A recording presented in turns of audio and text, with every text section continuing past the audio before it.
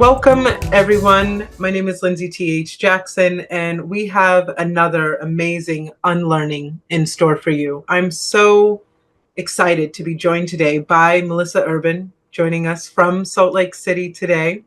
And we are going to have a really powerful conversation about the power of accountability. I was doom scrolling, as one does, one Friday afternoon, and I stumbled upon a post that Melissa had written in response to a comment that she had made, and she felt that she needed to make amends for that. And I'll let Melissa tell that story in a moment. But it struck me. It really stood out. And I immediately reached out to Jay Alba, our Unlearning producer, and I said, please get this woman onto our show so that we can talk about this. And it is our great, great wonder and humble thanks that Melissa said yes. So allow me to introduce Melissa Urban, founder of Whole30, several times author. I was just delving into some of her cookbooks right before we joined today and going, I think I need that, right? And you're starting to do that mental math. I think I need those books and I can justify that expense. Melissa Urban, thank you so much for being here. How are you? I'm wonderful. Thank you so much for the invitation. I'm looking forward to the conversation. Well, let's delve right in. So why don't you set this up for us? You had made a comment publicly and you have quite a large following. And then later you had learned a little bit something. You came back. Just tell us the whole story. Yeah. So a few weeks ago, there was a lot of press and media around the conflict between Trump and Elon Musk. They were going back and forth at each other on social media quite a bit, and everyone was talking about it. And I watched a video of AOC saying, oh, yes, the girls are fighting. I, not having any context for that phrase, made a pretty quick assumption that she was using the word girls and using that phrase in a derogatory way, as if to say, emphasizing sort of the stereotype that women are catty or women are petty or women are competitive. To me, it sounded misogynistic. Had I stopped for just a moment to think through this critically, I think that would have been my first pause. Like, do I believe that AOC is saying something in a misogynistic fashion without thinking? Obviously not, but I didn't. In the pressure of social media, I succumbed to wanting to be on the scene quickly and having something to say about it. So I made a video saying, let's not say the girls are fighting. That sounds misogynistic. It sounds demeaning to women. Let's not use that when we're talking about two grown men in a Twitter argument. And very quickly, my community said, hey, the origins of that phrase are actually within the drag community, and particularly the Black drag community. People said people of color in the drag community, but I've since learned that it's mostly Black drag community. And so the origins of that phrase is there, and you're taking it out of context. Immediately, I took a time out and I went and researched the origins of that phrase. And there wasn't a lot online, but there was a lot more online in the coming days because I think a lot of people were questioning the comment. But what I did find articulated that phrase came from the drag community, came from Black drag performers, and that it was a word that they were using in their own context and sort of reclaiming the term girls in a way that felt empowering to them. And so, yeah, I needed to apologize for that because all too often, Black voices, queer voices, in this case, drag voices, are erased. And I don't want to perpetuate that. So I made a very quick video apologizing. This is what I said. This is why it was wrong. This is what I've learned. This is what I'm going to do differently next time. And I said I was going to delete the video because I felt as though it was too harmful to leave it up. But I had resources in my story that day and the next day for people who were questioning the origins of that phrase and where it came from and sort of the history. That was it. It was a quick apology to my community. And it really blew up on Instagram in a way that I did not anticipate, both in communities who said this was a wonderful apology and it was appreciated. And of course, the only time things blow up on Instagram now is if they make it to the other side of Instagram where people are criticizing and critiquing and being hateful. And for those people, I typically restrict or block. But there were a few who were sort of in the middle where I jumped in and again gave what I thought was a bit of an educational background as to this phrase and why I felt wrong in misinterpreting it in such a public way. That was it. But I guess having seen a lot of public apologies and seeing very few good ones, I'm glad that people thought mine was a sincere apology and that it was received well. Yes, of all the things that you stumble upon on social media in a given day, I was amazed that the thing that stood out to me that day was an apology Mm. from somebody on a social media platform. You just do not see something that was so heartfelt. It seemed prompted by your own desire to learn and to grow. And you clearly named where you had failed, how you had interrogated, and where the opportunity was to learn. And what really stood out to me, uh, in my humble opinion, right? I'm one person of billions, but what really stood out to me was that it seemed like it was for yourself, not as though you were doing it to necessarily appease Oh, anyone. It seemed as though this was my eye work and I wanted to make amends in a public way as part of Melissa's work. What it's sad that this feels astronomical in sure. this society nowadays, but what was it that compelled you to go on this journey? You could have easily just said, my bad, never mentioned it. Why do it so publicly? So you're absolutely right in that it was the right thing to do in my integrity. I don't Mm-hmm. apologize because of pressure of other people. And in fact, if you read through the original post, which again I felt was best to be deleted, nobody was demanding an apology. And nobody was even mean about the way they were calling me out. Not that I need people to be kind when educating me. That's irrelevant. But people were. They were very considerate in their feedback. Um, I, I am the co-founder of Whole30. Whole30 has been around since 2009. We have taken a very strong stance in terms of diversity, equity, and inclusion for many, many years. And I would like to think that if you visited our social media profiles or our website or any of my books, especially the recent books, you would see that in action. And so I don't want to just talk about it. I have Mm, to I have to live it. And we have queer people in our community. We have trans people in our community. We have drag performers in our community, some of which we've highlighted on our social media feed, drag, recipe creators. And so I don't want to perpetuate anything that could be perceived as harmful for those people, just like I would apologize and have for things I have said in the past that have hurt people struggling with infertility. That was another time a couple years ago that I stepped in it and I wanted to apologize. mm, It didn't, yeah, it's not succumbing to pressure. A lot of people were calling it, what's the word I'm looking for where you're just sort of like staging it. And, yeah. and I really don't care what those people think. I know it was sincere. I believe the people it was meant to reach hopefully thought it was sincere, but even if they didn't, it was still the right thing to do. Yes.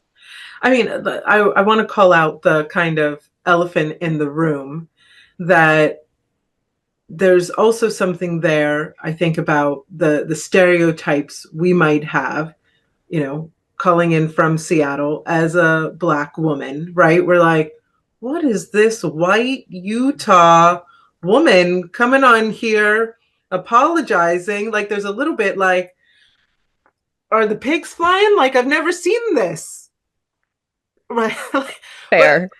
and so there's something, one of the things we always talk about is you have to go get your people, right? As a Black woman, raised in the Christian tradition, heteronormative, able-bodied. I have to go get my people when they need to be called in. Do you think that there's something uh, powerful about you as a white woman standing on your platform saying, this is how we can do this work? Yes. I have a platform. I have said this a million times. I have a platform and I am going to run this platform, in this case, my personal social media feed, which does have over 300,000 followers. I'm going to run it in a way that feels right to me.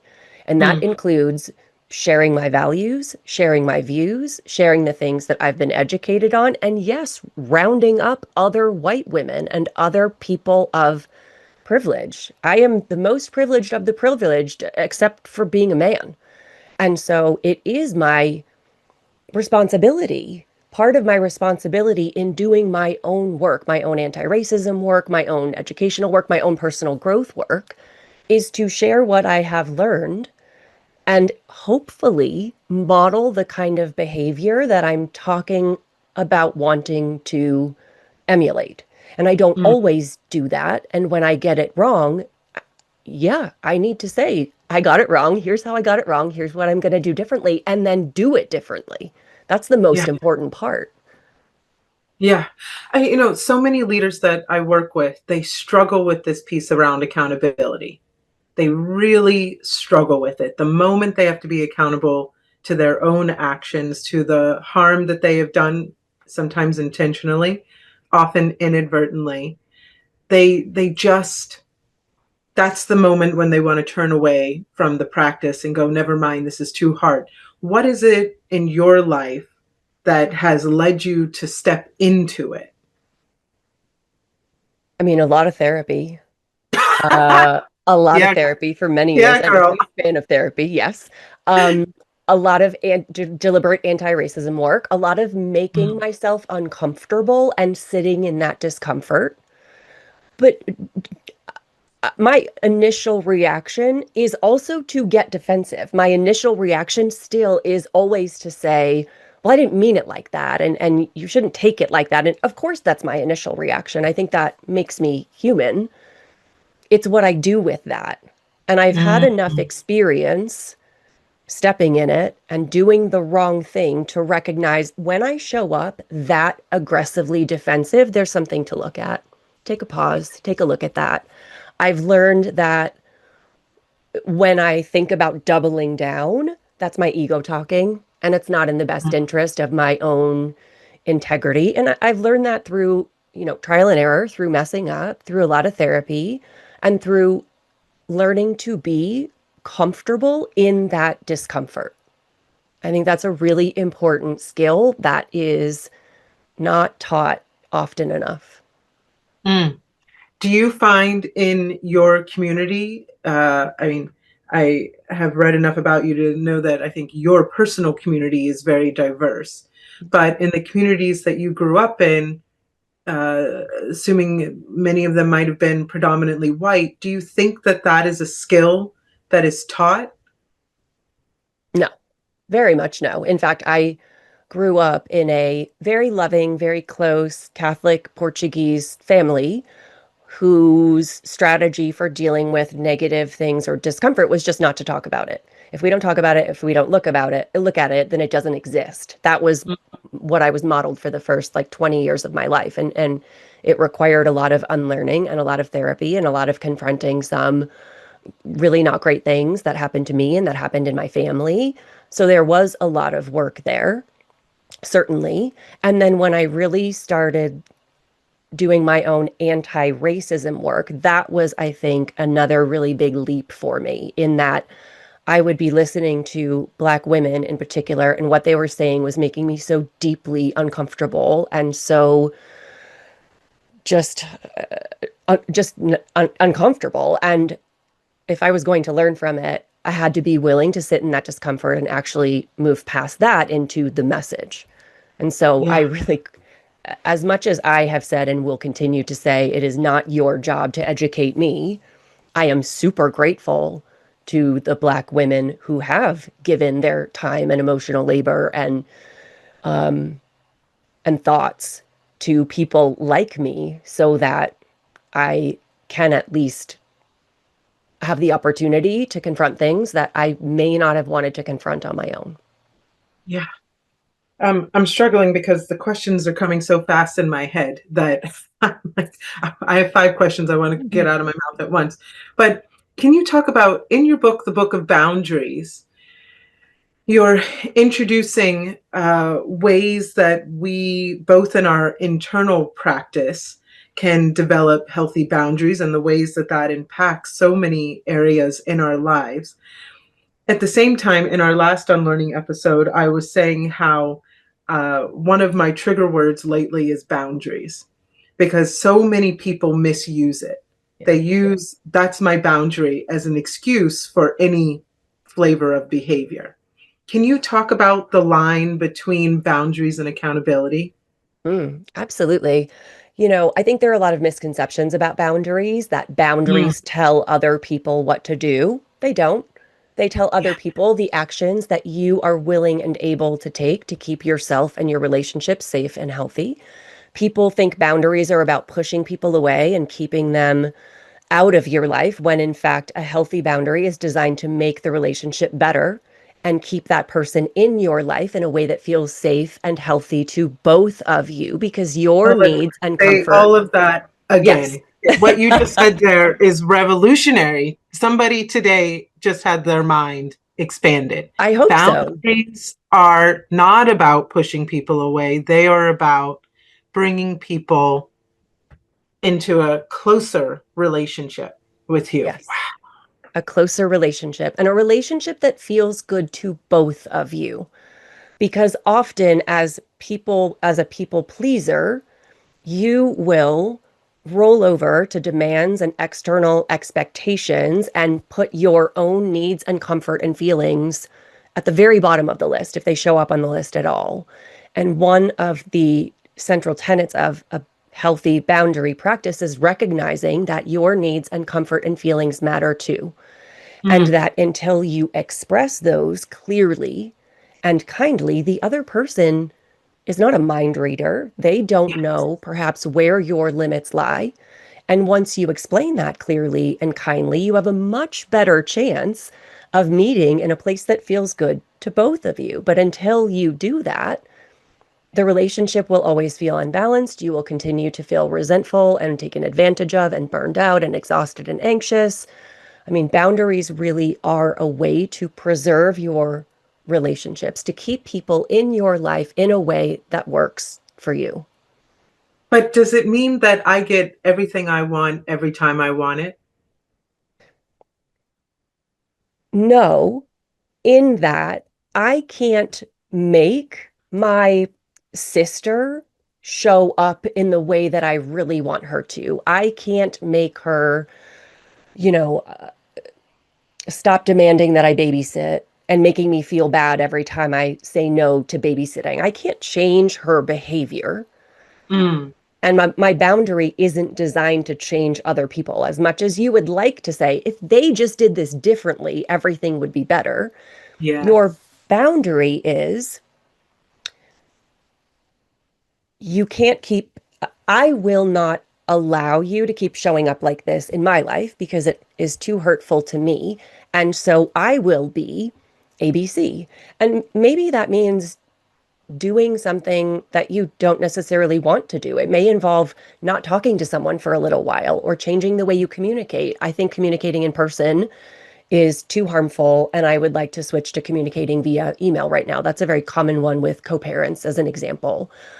So no, And you're not going to get everything you want, but you will feel empowered to know that you have the capacity to keep yourself safe and healthy, even if the end result isn't ideal for you, if that makes sense. yeah, and I think you talk about this a little bit in the book that uh, when we are really practicing healthy boundaries, we are also open to hearing other people's boundaries, Yeah, right? And that absolutely. is a huge distinction. Can you say more about that? Yes, very often we take other people's boundaries as that push away, as that means of controlling. And when we start to set and hold boundaries for ourselves, it makes it much easier for us to recognize, oh, that's another person expressing their limit clearly. And I appreciate that. I do. Now that I am setting and holding boundaries, when I say to my sister, hey, I've got this weekend free, can I come visit? And she says to me, you can, but you can't stay here all weekend long. Can I find you an Airbnb? I'm not taking it that as she doesn't want to see me. She doesn't want me to stay with you. I'm saying, wow, okay, she wants to visit with me. This is a way that I can visit with her in a way that works for both of us. I'm really glad she said that rather than me staying at her house and her walking around resentful and Yeah. frustrated and anxious all weekend. It really is a kindness. So the more we practice that, the better we're able to see that in others. Yeah, there's something there that, and I'll leave it to you to cover this in your second book, on this topic, but it seems like there's a continuum that if boundaries are here in the center, that on that continuum of adult maturity, that as I practice healthy boundaries, I become more accountable, right? Otherwise, when I'm practicing unhealthy boundaries play, it seems to lead to more narcissism. Y- Absolutely. People often use boundaries as a way of deflecting accountability. Mm. So I respond rudely. Someone says, my best friend says, I won't engage in conversation with you if it's going to be disrespectful. I need us both to show up respectfully. If we need to take some time, that's okay. And if I say my boundary is that you don't try to tone police me, that's me not taking accountability for the way that I'm showing up. Yeah. Setting and holding healthy boundaries is a practice in self-awareness. It is a practice in checking in with how do I feel? Where does my comfort lie? Where do my needs lie? And I think the more you do that, the less good it feels not to show up in your integrity. It feels like you're selling yourself out, to be honest. And so when I am swallowing the boundaries that I want to set or the feelings that I want to share, it also makes it very hard for me to show up for myself in accountability. Mm. Mm. Yeah.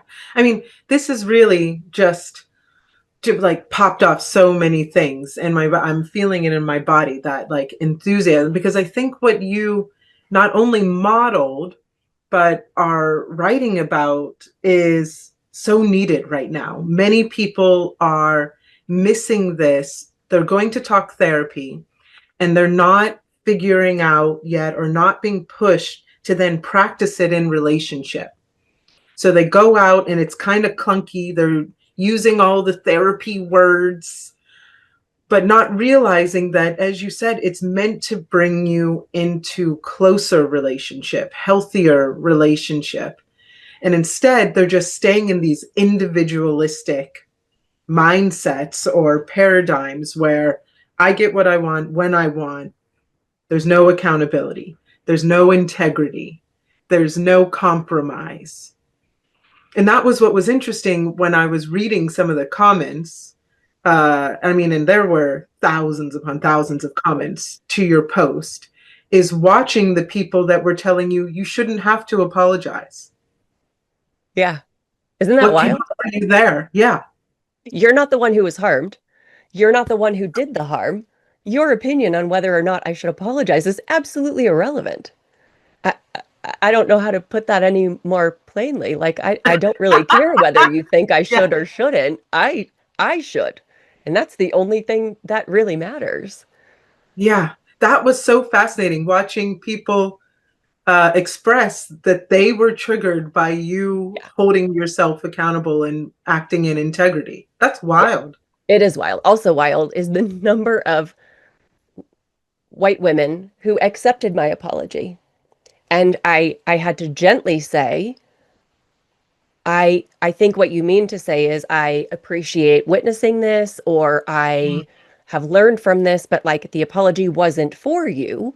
And so you don't have to accept it. It's not your job. And frankly, it's not really your role to accept it. And again, I think these are all, I want them to be, I won't say gentle learning experiences because I speak very directly and some people don't always interpret that as gentle.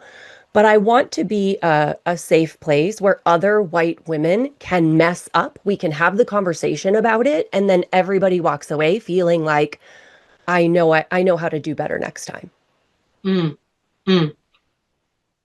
Let me ask something that's going to feel completely left of center in that some people might remember that my first career, my first company rather, was I owned a holistic health center in Australia.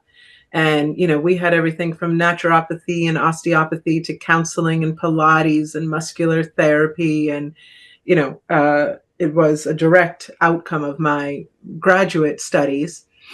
But one of the things that always struck me and that I wrote about a lot at that time was how many people had never actually experienced health, Mm. right? They had never, in their body, in their mind, in their spiritual, their baseline was non existent. They had never experienced it. Many of them having eaten foods that just always had them in a state of sickness, but they thought that that was normal. They Hmm. were always bloated. They were always a little bit, upset in their stomach. They were always a bit foggy in their brain, etc. What do you think in your work is the correlation between your own health practice and how that influences your mental, spiritual, and emotional practice? Oh, that's such a good question. I don't know. I don't know if you know this. I wrote about it in the book, but I spent 5 years as a drug addict in my early 20s. So I was not always what you would consider a healthy person, by any means. And when I went into rehab the second time for my addiction, I knew I had to change everything about my life in order to make it stick. And I did a lot of therapy. I did a lot of somatic work. I did a lot of physical work. And I think that was where my relationship with accountability and self-awareness and integrity began. Mm, I could not afford to be complacent in my behaviors because that was what led me to relapse in the first place. And I didn't know if I would be able to come back a third time. And so I had to do, AA or NA was never a big part of my recovery. I think it's wonderful, but it wasn't part of my journey. But they do talk about taking a ruthless, self-assessment. And mm, I had to do that. And I knew that I had to pull all of those dark and ugly things that I didn't want to look at out. And I needed to look at them, really look at them if I was going to be successful in my recovery. And so that was where my journey started. And I think I've gone through, again, a few different level ups over the course of my life as I've either had a life change or, co-founding the Whole30 was a really big level up for me.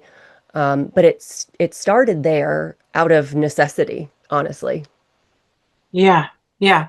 Because I thank you so much for bringing that up. I wanted you to introduce it because I think there's something about that journey, that willingness to go to that um, deep internal pain story that many of us are unwilling to do. And until we do that, we are always projecting or pushing back on the opportunities for growth and learning that other people provide, slash, any circumstances provide. And I think that because of that journey, not despite of, but because of that journey, you are here to be a teacher. I hope so. Um, I hope that the things that I do and the things that I share, one of the things I always say is I'll go first. I'll be the first one to talk about this. I've talked about that one time I got chlamydia on my social media channel, and I talked about my divorce and challenges in co-parenting and my concussion and ongoing chronic illness. And I will talk about the things that people don't want to talk about because A, I'm not the only one. And B, talking about it helps me. I don't talk about it when it's raw and unprocessed. I make sure that it's processed with my therapist and it's integrated and with my husband and my sister or my mom. I don't talk about things from a mostly unhealed perspective. That does not feel good to me. But once I feel as though it has been effectively processed, even if I'm not completely, I would say, healed. I want to share those things. I want to share those things to destigmatize them. I want to share those things to help other people find their voice. I and frankly, the only way I want to show up in a public fashion, I have this platform. The only way I want to show up is exactly as myself because I have learned from not doing that that anything else feels terrible. It feels awful. I feel like an imposter in my own life and I hate it and I won't do that. So you're Yeah. always going to get just me because that is the only thing that feels good to me. Even when being just me and sharing things like I really messed up here doesn't feel great. Yeah. Describe, a lot of people don't know what this word integrated means. Mm, What does that mean when you go from the cerebral intellectualized lesson to the integration? Can you break that yeah. I can from my own experience. I talk about a lot of things in therapy. I've talked about my trauma. I've talked about my addiction and recovery. I've talked about my relationship with my mom. I've talked about my relationship with my husband.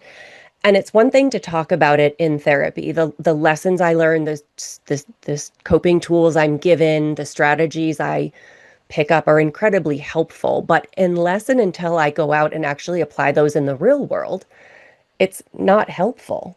So Mm-hmm. I can talk about them in therapy. I really want to understand them. I want to grasp them, but then I also want to go out and when I am triggered, I want to remember this is what we Yeah. talked about in therapy. This is what it's bringing up for me. This is the way that I could respond differently to change this pattern. And so for me, that feels like integration. It's doing the work on the psychological end, but then also integrating that physiologically too. I can Mm-hmm. know something, but if my body is screaming something else, I'm not integrated there. So I've done a lot of somatic work and yoga and movement practices and even just check-ins with my body. Where am I feeling this? How am I feeling it? What does it feel like? I think that's a really important part of the therapy and the work that I'm doing too. Yes, yes. That, so much of my coaching work involves that somatic play Mhm. using, you know, uh, psychodrama principles and everything. And that need to go down to that somatic level, soma meaning body, into the body to really realign and readjust the patterns, the strategies that the body has used to defend and to block and isolate itself. So important for then shifting the emotional and mental state. But I think this word integration is still, a lot of people never get there. Maybe because they just don't know that that's what they need to do. That to integrate means you're going to have to fail at some point, right? That's it's like learning to walk as a Yeah. child. That's integration. There's going to be stumbles, there's going to be falling down and scrape knees, but that's the process.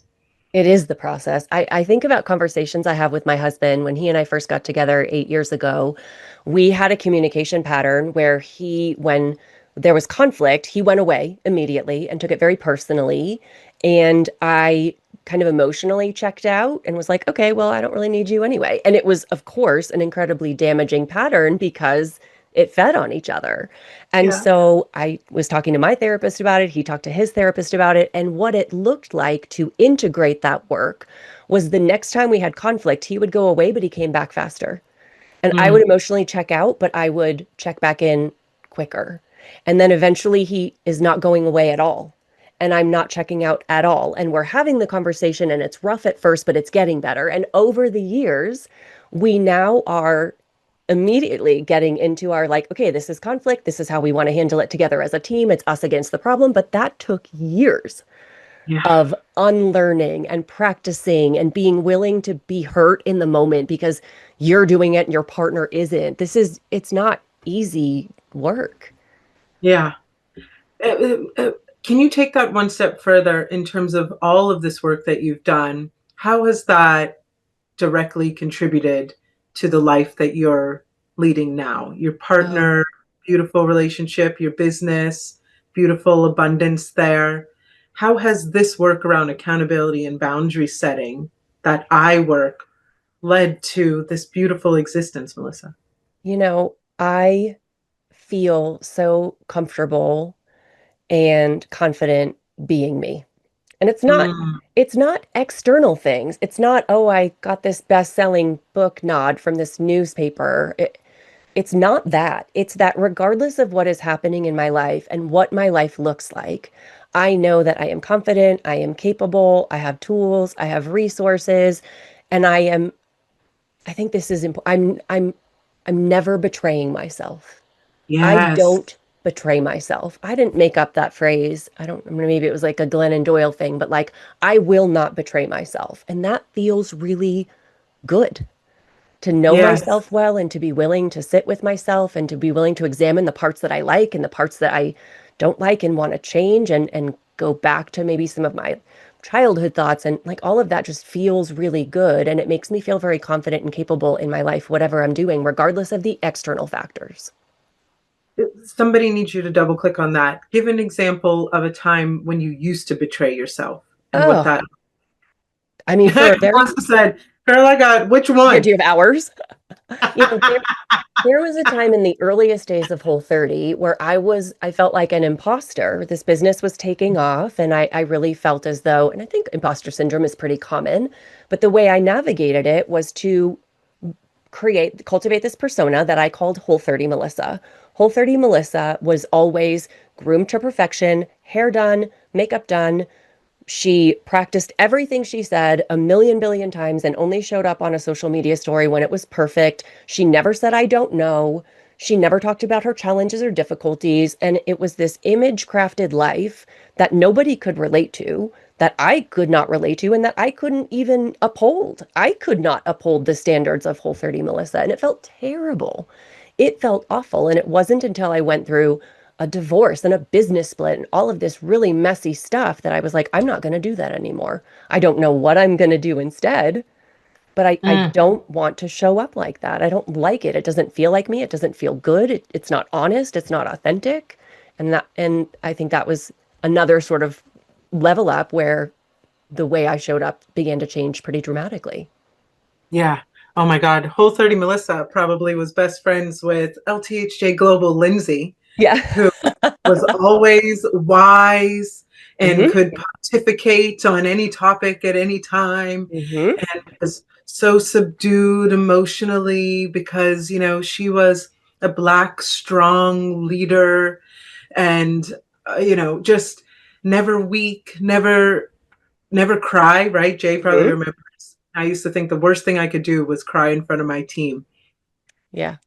It's it robs you, doesn't it? Yeah. It just yeah. Yeah. My armor had become so strong that I was now brittle. That's how I think about it. Mm, I was so brittle and I felt like it was completely unsustainable because it was. yeah. Yeah. But so many people are walking around playing the character of themselves and then wondering why they're brittle every night. It's hard. Especially in the world of social media, especially if you have a platform or a podcast or you're a leader in any capacity. It's hard. The pressure to show up, especially for a woman, especially for a Black woman, the pressure to show up the way everyone expects you to show up is intense. Mm, And also, you can't win no matter what you do in terms of expectations, right? You have to be strong and confident, but you can't be arrogant. You have to be beautiful and put together, but you can't be narcissistic and too into your own appearance. I mean, we could go on and on about the dichotomy there where you will never win. And the only way to win is to tune all of that out and think about how do I want to show up in my integrity in a way that I can feel good about. yeah. And it's slow work, isn't it? It's rethinking every single move and decision you make hmm in a given day to start from that place of integrity.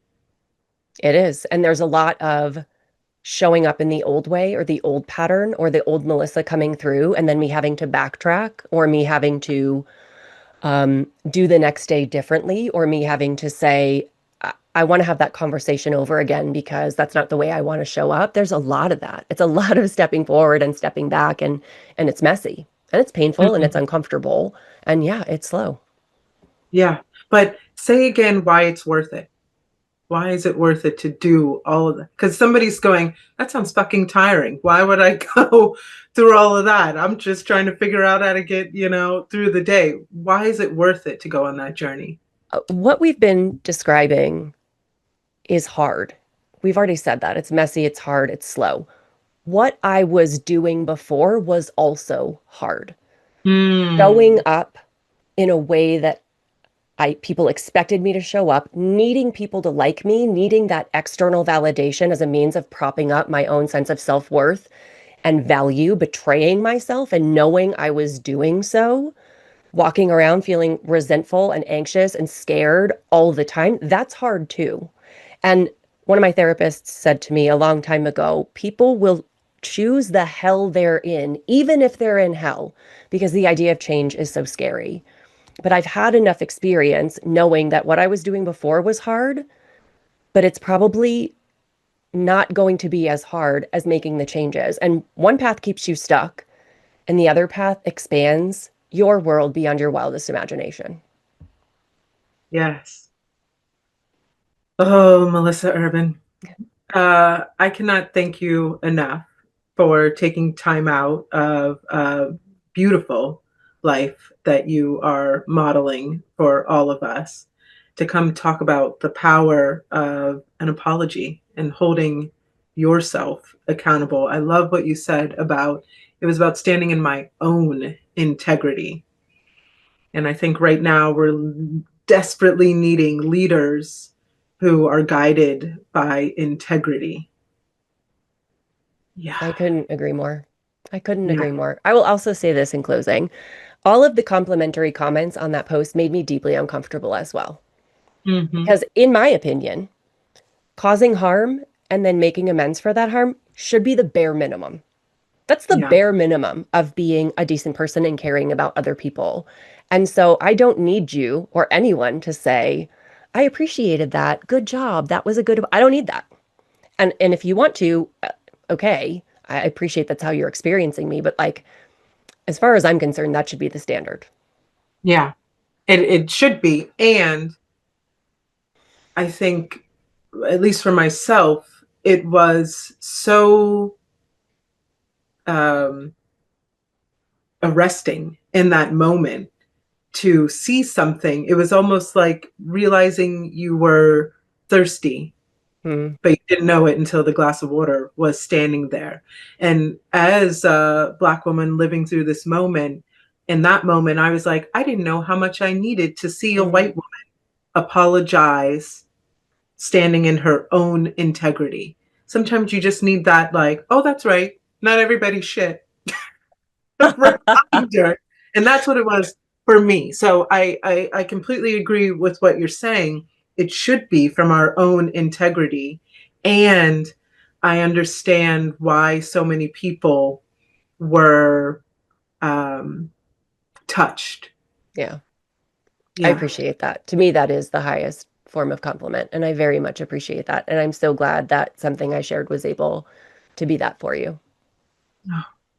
Well, for everybody who's watching, we are going to share the clip in the place where things get shared, either in the blog at lindsaythjackson.com, or you'll see it on the YouTube, as well as links to Melissa's books. Cannot recommend this book on boundaries enough.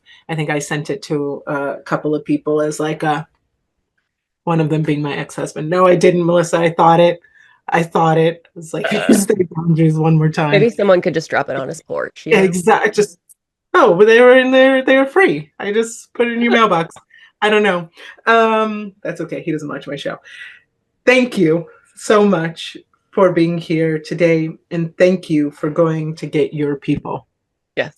It was my pleasure. I loved our conversation. Thank you for having me. Goodbye, everyone.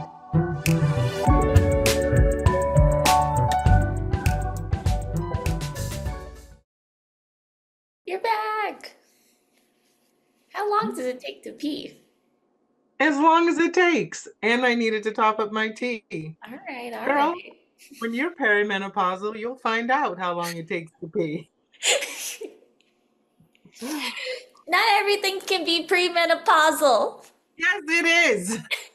When you're perimenopausal, you'll see how everything is perimenopausal.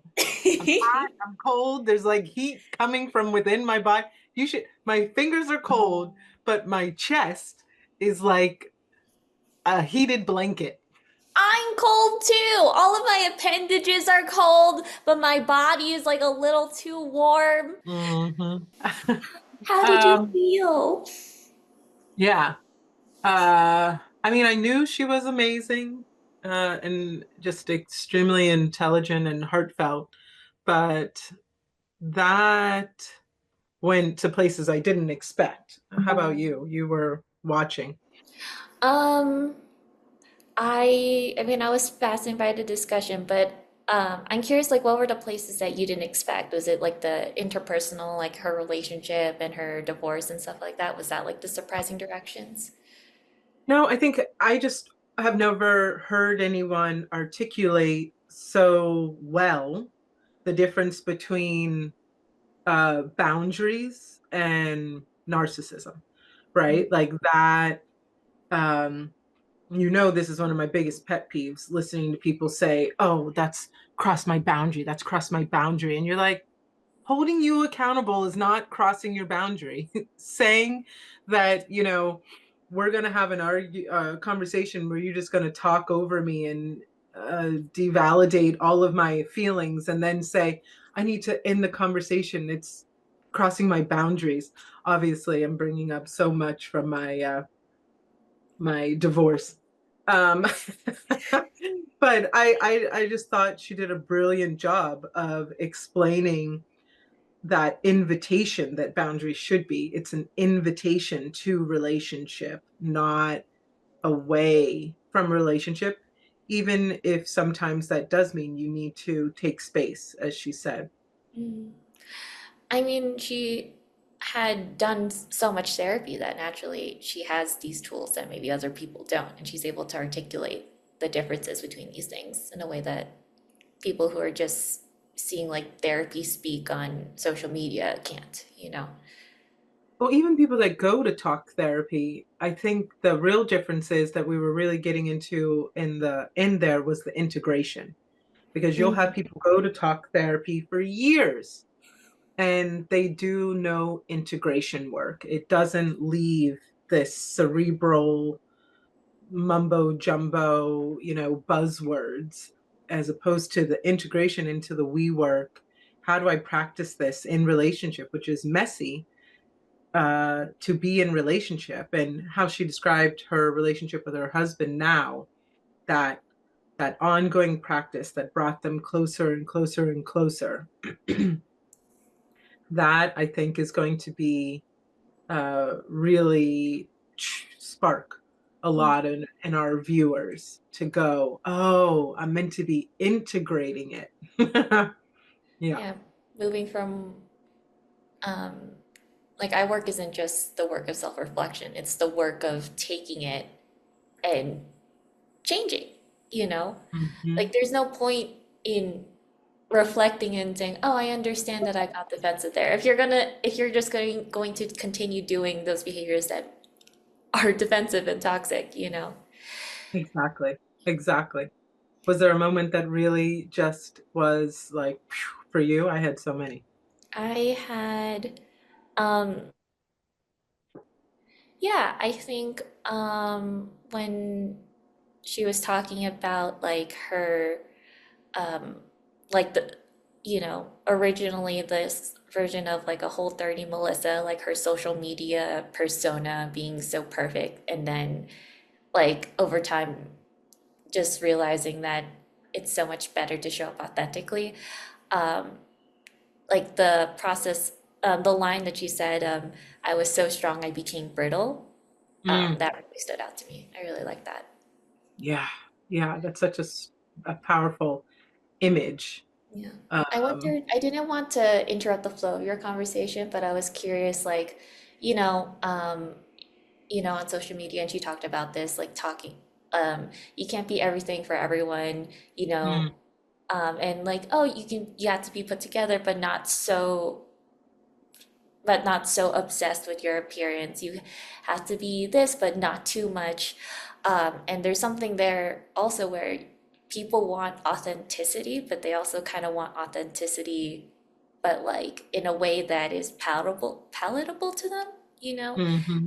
Hmm. So I was like wondering like how does she deal with showing up authentically, but people and the demands on social media showing up authentically, but not the version of authentic that other people want her to be, you know? Yeah. Well, I mean, that really resonated with me and why I've always struggled with social media because I, like her, don't want to just respond with the first thing that came into my mind. Like, I very rarely will just post something without thinking about it, unless it's, often a picture of my children or my parents or something like that. Um, And so now, thankfully, we have somebody else who mostly manages all of our social media, right? Because I overthink and go on these spirals of like, well, yeah, that's my stance, but have I spoken to enough people to really understand my stance? Is that stance integrated? Mhm. And so I completely resonated with that. And then also, I don't wear makeup Mhm. often, except for, mostly on these recordings. And I know that people, it's like, I want it to look, natural, like, slice of life. But I guess people in their slice of life are just walking around wearing makeup, and I'm just not. So it's always been a bit of an anomaly to me, that whole social media lifestyle, because I'm just living like a crunchy granola mom of two lifestyle over here. People want natural, but on the makeup thing, like, have you seen those memes of like young dumb dudes saying like, oh, like I love like this girl's just like a totally natural look, but like then it's a stitch with a girl saying like, girl, those are fake eyelashes. I don't know what you're talking about. No, I haven't seen that. That's hilarious. Yeah, it's like people want authenticity and they also want like, oh, the no makeup look. But if you had a big ass pimple, people would comment on it, you know?